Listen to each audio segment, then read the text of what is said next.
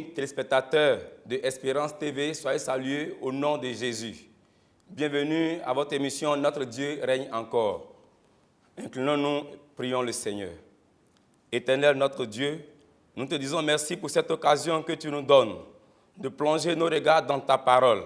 Viens nous instruire par elle au nom puissant de Jésus. Amen. Lisons l'évangile de Jésus-Christ selon Matthieu, chapitre 18, versets 15 à 20. Matthieu, chapitre 18, versets 15 à 20. Il est écrit: si ton frère a péché contre toi, va et reprends-le seul à seul. S'il t'écoute, tu as gagné ton frère. Mais s'il ne t'écoute pas, prends avec toi une ou deux personnes, afin que toute l'affaire se règle sur la déclaration de 2 ou de 3 témoins. S'il refuse de les écouter, dis-le à l'Église. Et s'il refuse aussi d'écouter l'Église, qu'il soit à tes yeux comme le membre d'un autre peuple et le collecteur d'impôts. Je vous le dis en vérité, tout ce que vous lirez sur la terre aura été lié au ciel, et tout ce que vous délirez sur la terre aura été délié au ciel. Je vous dis encore que si 2 d'entre vous s'accordent sur la terre pour demander quoi que ce soit, cela leur sera accordé par mon Père céleste.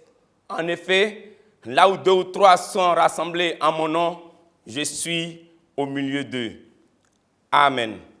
Le thème que nous voulons proposer est le suivant: la prière d'accord. La prière d'accord. Nous sommes en plein ministère de Jésus. Le maître met l'accent sur l'enseignement. Après s'être transfiguré, il guérira un garçon possédé d'un démon et va annoncer pour la 2e fois sa mort. C'est à la suite de cette annonce que les disciples vont entrer en discussion sur la grandeur. Qui donc est le plus grand dans le royaume? Qui donc est le plus grand dans le royaume? C'est cette question qui a amené le Seigneur à continuer son enseignement. Il enseigne comment traiter un croyant qui prêche et il aborde la prière d'accord, objet de notre étude. La prière d'accord. Quand on parle d'un accord, il y a au moins 2 personnes. Quand on parle d'un accord, il y a 2, 3, 4 et plusieurs personnes. Quand on sait que la prière, c'est être en communion avec notre Dieu. Donc, c'est-à-dire qu'il y a 2 parties qui font l'accord. La première partie ici, c'est Dieu. Et la deuxième partie, c'est tous ceux qui sont dans la prière. Ici, il faut comprendre que toutes ces personnes doivent constituer une même personne. Ils doivent être en accord pour que la prière soit exaucée. Ce qui fait échouer les projets, c'est le manque d'unité dans la prière. Ça, c'est une remarque. Ce qui fait échouer les projets, c'est le manque d'unité dans la prière. On ne peut pas prétendre être exaucé si nous ne sommes pas dans un même esprit. Voyons ensemble la puissance, voyons la force ou l'efficacité de la prière d'accord dans le passage que nous venons de lire.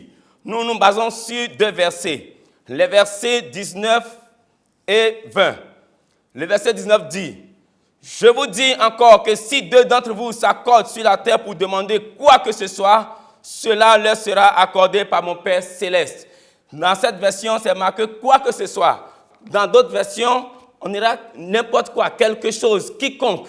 Ça veut dire quoi? Dieu, il est possible, Dieu est capable de répondre à nos requêtes. Dieu peut exaucer quelle que soit la prière.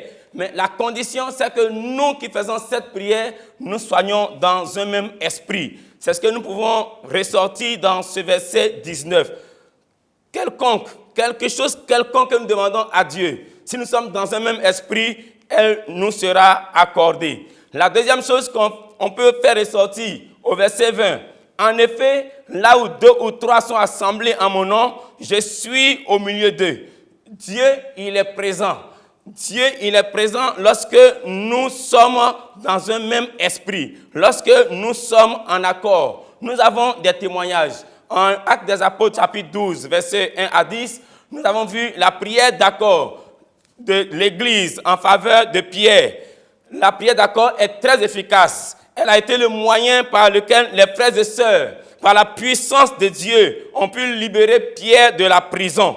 Les frères dans l'unité ont élevé la voix d'un commun accord et Dieu les a exaucés.